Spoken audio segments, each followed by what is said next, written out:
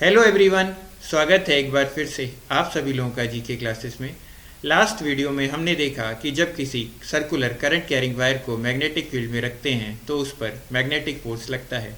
आज के इस वीडियो में हम देखेंगे कि जब किसी रेक्टेंगुलर करंट कैरिंग लूप को मैग्नेटिक फील्ड में रखते हैं तो क्या होता है। तो चलिए शुरू करते हैं।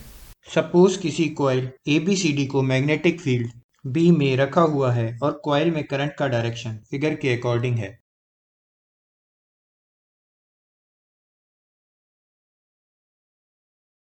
अब सपोज कॉइल का लेंथ L है और उसका विड्थ B है, तो मैग्नेटिक फोर्स का equation F is equal to I vector L cross vector B से BC और AD पर लगने वाले फोर्स का वैल्यू सेम होगा और AB और CD पर लगने वाले फोर्स का वैल्यू भी सेम होगा। अब अगर AB और CD पर लगने वाले फोर्स को F1 और F2 से डिनोट करें, जो कि मैग्नीट्यूड में बराबर हैं लेकिन अपोजिट डायरेक्शन में हैं, और AD और BC पर लगने वाले फोर्सेस को F3 और F4 से डिनोट करें, जो भी मैग्नीट्यूड में बराबर हैं और डायरेक्शन में अपोजिट हैं, तो कॉइल पर नेट फोर्स जीरो होगा। अभी हमने देखा कि जब किसी करंट कैरिंग लूप को मैग्नेटिक फील्ड में सिमेट्रिकली रखते हैं तो उस पर नेट फोर्स जीरो होता है।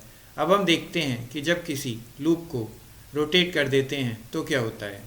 अब सपोज कॉइल को मैग्नेटिक फील्ड में रोटेट करते हैं। सपोज रोटेशन के बाद कॉइल का ओरिजिनल पोजीशन से एंगल थीटा है और साइड BC पर लगने वाला फोर्स का लोकेशन T से T डैश पर शिफ्ट हो जाता है और उसी तरीके से साइड AD पर लगने वाला फोर्स का लोकेशन V से V डैश हो जाता है। ये दोनों फोर्स मिलकर एक टॉर्क क्रिएट करते हैं जो लूप को ओरिजिनल पोजीशन में लाने की टेंडेंसी रखता है। इस टॉर्क का movement about point O will be OT dash cross F4 होगा, जिसको हम B/2 F4 साइन थीटा भी लिख सकते हैं। फोर्स का वैल्यू आर्म AB के लिए इक्वेशन में रखने पर torque will be equal to B/2 ILB sine theta. इस तरीके से torque due F3 will be B/2 ILB sine theta होगा। लेकिन अगर लूप को रोटेट करते हैं तो भी लूप की साइड में लगने वाला फोर्स सेम ही रहेगा और परपेंडिकुलर भी रहेगा, इसलिए इस फोर्स का कंट्रीब्यूशन टॉर्क में जीरो होगा। इसलिए net torque on the loop equation 1 और इक्वेशन 2 के सम से ऑब्टेन किया जा सकता है। तो इसलिए net torque will be B/2 ILB sine theta plus B/2 ILB sine theta, जो सॉल्व करने पर हमको नेट टॉर्क का value torque is equal to I small b L capital B sine theta. अब हम जानते हैं कि BL is the area of the coil, तो इसको हम एरिया से रिप्लेस कर देते हैं, तो net torque on the coil will be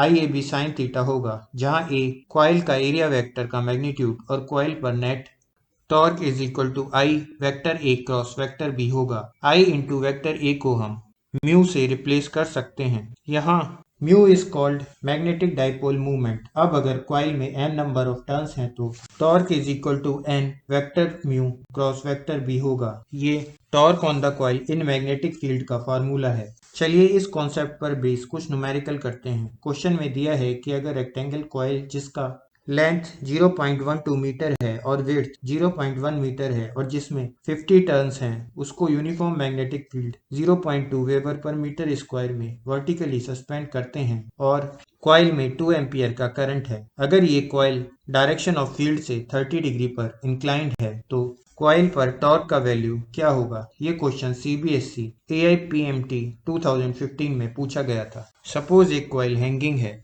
in vertical magnetic field और सपोज कॉइल का प्लेन मैग्नेटिक फील्ड से 30 डिग्री का एंगल बना रहा है, तो कॉइल में करंट I और नंबर ऑफ टर्न N है, तो कॉइल पर टॉर्क NIAB साइन थीटा, जहां थीटा कॉइल का परपेंडिकुलर जो एंगल मैग्नेटिक फील्ड से बनाता है वो है, जो इस केस में 60 डिग्री होगा। नोन के वैल्यूज इक्वेशन में रखने पर torque is equal to 50 into 2 into 0.012 into 0.2 into sine 60 आता है, जिसको सॉल्व करने पर 0.2 न्यूटन मीटर आता है। इसलिए इस क्वेश्चन का सही आंसर B है।